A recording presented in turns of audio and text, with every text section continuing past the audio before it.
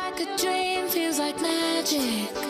Temu spent millions to advertise at the Super Bowl this year. Shop like a billionaire. The e-commerce app pulls out all the stops to entice new customers. It was the most downloaded app in the U.S. last year. Buyer beware. This criminologist and cybersecurity expert has analyzed the Temu app and has major concerns about user privacy because of its parent company, PDD Holdings, a Chinese online retailer. After all, this app has seen explosive popularity since it came to the U.S. in 2022. These companies are compelled by the CCP or the Chinese government to give over information. It should raise some alarms to users. A Temu spokesperson tells Global News it has never provided user data to the Chinese government, nor would it do so if asked. Temu faces 2 U.S. class action lawsuits and one proposed in Quebec, alleging it collects more data from its users than is necessary. The Quebec suit alleges location data about where you've been physically, as well as what you've browsed online.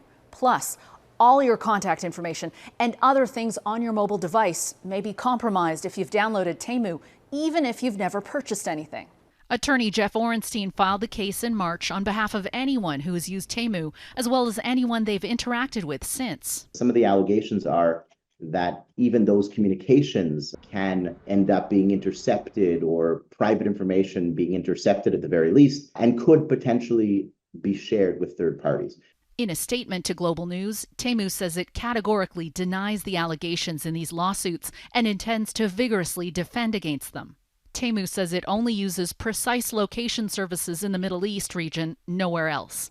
The company says it is transparent about its data practices, but like other e-commerce apps, it does work with third-party service providers and ensures they only have access to personal information needed to perform their functions and services. Nevertheless, Temu's strategy and business model is raising a lot of questions, both in Canada and the U.S. The bigger picture is, how does this fit in terms of our Constitution and our national security? U.S. lawmakers are targeting TikTok, citing security and privacy concerns TikTok disputes. But experts say they should be paying more attention to e-commerce apps like Temu, whose rapid rise in popularity, very low prices, and ties to China are causing a stir.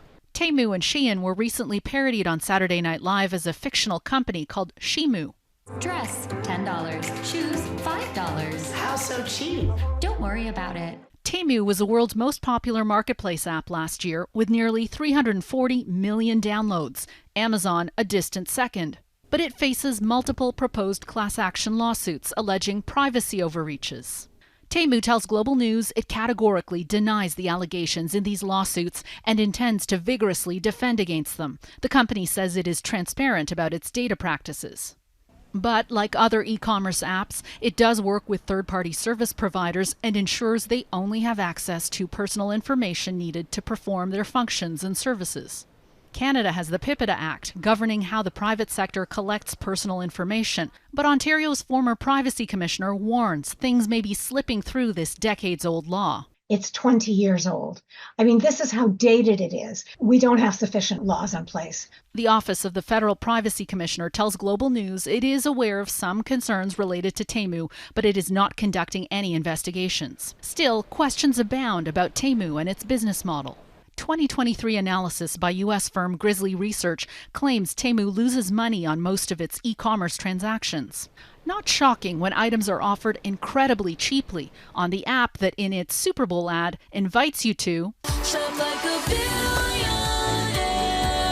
And what do you get in return? You have to ask that. People aren't just giving things away. PDD Holdings doesn't disclose financial information specific to Temu, but a company spokesperson says external estimates of Temu's losses are far from reality.